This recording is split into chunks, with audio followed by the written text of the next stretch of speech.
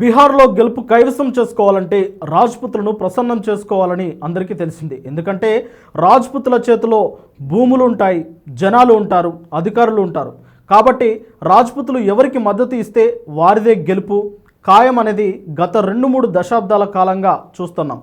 ఇలాంటి సమయంలో బీహార్ ఎన్నికల్లో రాజ్పుత్లు ఎవరి వైపు ఉంటారు అనేది కీలకంగా మారింది. రాజ్పుత్ల అధికార బలం కూడా చాలా ఉంది. 29 మంది రాజ్పుత్లు బీహార్ అసెంబ్లీలో ఉన్నారు. అందులో 19 మంది ఎమ్మెల్యేలు బీజేపీ నుంచి, ఆర్జేడీ నుంచి 6 మంది, జేడీయూ నుంచి 2, కాంగ్రెస్ నుంచి 1, ఇండిపెండెంట్ అభ్యర్థి 1, మొత్తం 29 మంది ఎమ్మెల్యేలు ఉన్నారు. అలాగే 4 రాజ్పుత్ మంత్రులు ఉన్నారు. బీజేపీ నుంచి 2, జేడీయూ నుంచి 1, స్వతంత్ర ఎమ్మెల్యే 1. అంటే రాజ్పుత్ల బలం ఏంటో ఈ లెక్కలు చూస్తే అర్థమవుతుంది. బీహార్ అసెంబ్లీలో నిర్ణయాలు తీసుకునే ముఖ్యమైన స్థానాల్లో రాజ్పుత్లదే పైచేయి అనేది వాస్తవం.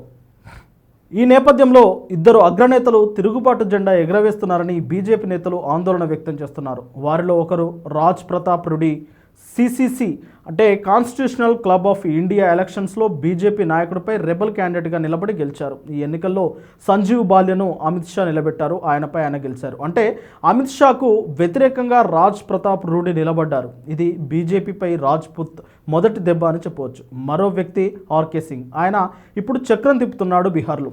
ఈయన కలెక్టర్గా పనిచేసిన అనుభవం ఉంది.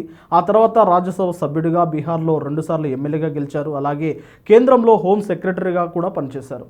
అలాగే ప్రధాని నరేంద్ర మోడీకి అత్యంత అవసరమైన వ్యక్తిగా ఉన్నారు. అంతేకాదు నిజాయితీపరుడు, మచ్చలేని రాజకీయ నాయకుడు ఈ ఆర్కే సింగ్. ఇప్పుడు బీజేపీపై తిరుగుబాటు జెండా ఎగురవేశాడు. 2024 లోక్సభ ఎన్నికలో ఓడిపోయిన తర్వాత పార్టీకి రాజీనామా చేయలేదు, కానీ బీహార్లో ఠాగూరులందరినీ ఏకం చేస్తున్నాడు. రాజ్పుత్ల మీటింగ్లకు వెళ్తూ అందరినీ ఒకే తాటిపై తీసుకొస్తున్నాడు. ఈ నేపథ్యంలో బీహార్లో బీజేపీ నాయకత్వం మీద ఒక్కసారిగా విరుచుకుపడుతున్నాడు. ఇది బీజేపీ పెద్దలు ప్రధాని మోడీ, అమిత్ షాలను కలవరానికి గురిచేస్తుంది.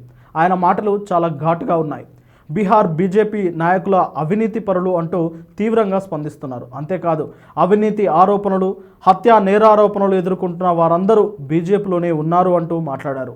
బీహార్ బీజేపీ అధ్యక్షుడు దిలీప్ జైస్వాల్ మీద ప్రధానంగా ఆరోపణలు చేస్తున్నారు. ఆయన మీద మిగతా వారి కంటే ప్రశాంత్ కిషోర్ లాంటి వారు కూడా ఆరోపిస్తున్నారు. మెడికల్ కాలేజీలలో కరప్షన్ చేశారని, హత్య ఆరోపణలు కూడా ఉన్నాయని, అంతేకాదు అవినీతి పరులకు బీజేపీ ఆశ్రయం ఇస్తుందని వ్యాఖ్యానిస్తున్నారు. ఆయనతో పాటు బీహార్ డిప్యూటీ సీఎం సమ్రాట్ చౌదరిపై కూడా ఆరోపణలు చేశారు. సమ్రాట్ చౌదరి ఏం చదువుకున్నాడు, ఆయన సర్టిఫికెట్ చూపించమనండి అంటూ ఆయన మీద ఆర్కే సింగ్ విరుచుకుపడ్డాడు. దీంతో కేంద్ర బీజేపీ అధిష్టానం ఒక్కసారిగా కళ్ళు తేలేసే పరిస్థితి నెలకొంది. ఆర్కే సింగ్ మాటలతో బీహార్ ఓటర్లు ఎంతో ప్రభావితం అవుతారు. అయితే ఆర్కే సింగ్ ఎవరికి మద్దతు ఇస్తారు, సొంతంగా పార్టీ పెడతారా, ప్రశాంత్ కిషోర్తో కలుస్తారా అనేది ఇంకా స్పష్టత రాలేదు. కానీ ఎన్డీఏ కూటమిలో అయితే కలవరపాటు మొదలైంది. ముఖ్యంగా మోడీ, అమిత్ షాలకు నిద్ర పట్టనివ్వడం లేదని విశ్లేషకులు అంటున్నారు. మొత్తానికి ఆర్కే సింగ్, రాజ్ ప్రతాప్ రూడిలా 2 బీహార్ రాజకీయాల్లో కీలకంగా మారారు. ఇప్పటికీ వారు బీజేపీలోనే కొనసాగుతుండడం విశేషం. కానీ వారు ఏ క్షణమైనా బీజేపీని వీడొచ్చు, ఏ పార్టీకైనా మద్దతు ఇవ్వచ్చు. అలా చేస్తే ఎన్డీఏ కూటమికి చావు దెబ్బ అని విశ్లేషకులు అంటున్నారు.